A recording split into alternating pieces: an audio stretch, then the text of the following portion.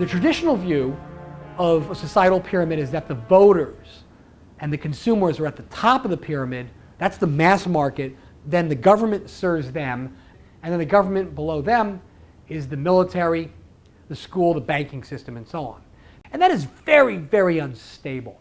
And the reason is, just look at it. You have a mass at the top. It's just aching to flip over. And so what happens is we end up with a situation that looks more like this, where the mass market is at the bottom. They really have limited power in terms of their decisions and in terms of their voting.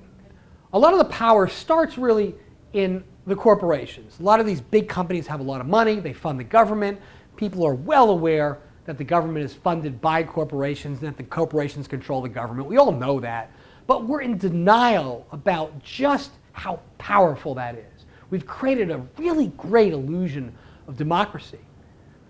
The second one is that these same corporations control the media and the advertising and the entertainment.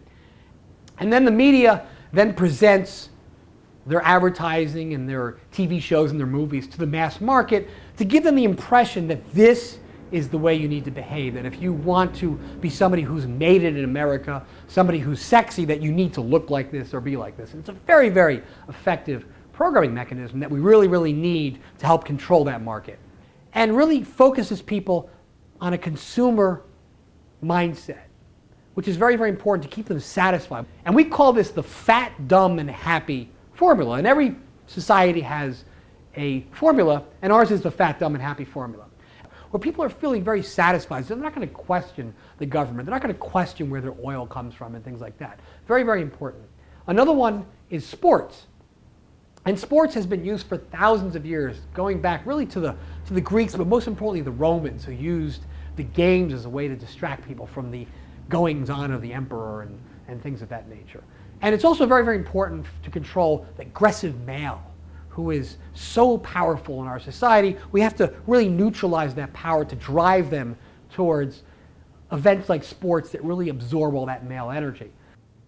The government also funds the military, and the military has a very close relationship with the government. And the important thing about the military is we have some very, very powerful corporations and people that really need to be controlled. And so by giving them the funding they need to run their corporations and get the kind of money they need to be satisfied, is that we really provide an outlet for them, which is to create arms and things like that, which we sell throughout the world, and that the government has a very symbiotic relationship with the military, and that's very, very important. We're not going to get into much detail, but I think we're all pretty familiar with that one.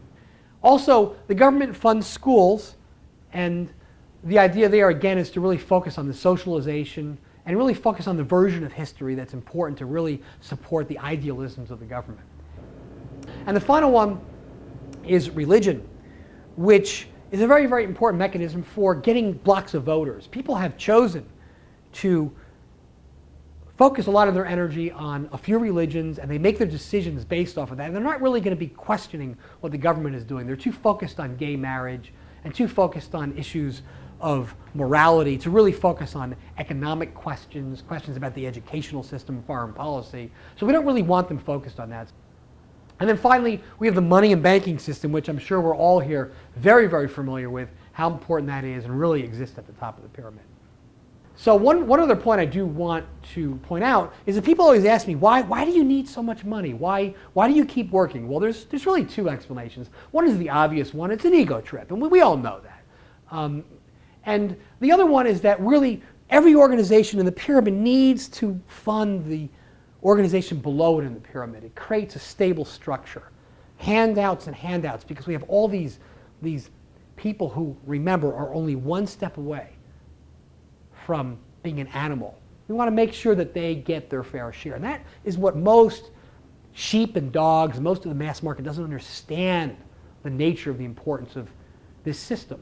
And so we've created the illusion of democracy, the illusion that the consumer is making their choices, when in fact that is not true. How is a pyramid structured today? We shouldn't ask the question, can we change it? Trying to change millions of people is a fool's mission. So let's remember, let's look at what do people see and what they don't see. Our society is designed to hide people like a brick wall from the reality of what's around them. And it works out pretty well, but let's not question it. Let's look at some more examples. People don't want to know where the oil and the meat come from. People complain that they want better teachers and lower property taxes. What about the budgetary realities of that? Anybody who promises that, even if it's not realistic, is the one who's going to get elected. People are angry at oil companies for destroying the environment and for making so much money, yet they own the oil companies, but they're not aware of it. They own mutual funds, which own oil company stocks.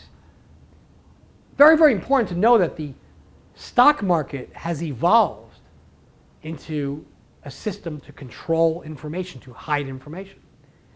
The system is designed that way. And let's not question if it should be. Let's just accept the fact that it is. What is the reality of why decisions are really made? Why are so many people confused and frustrated? It's all by design.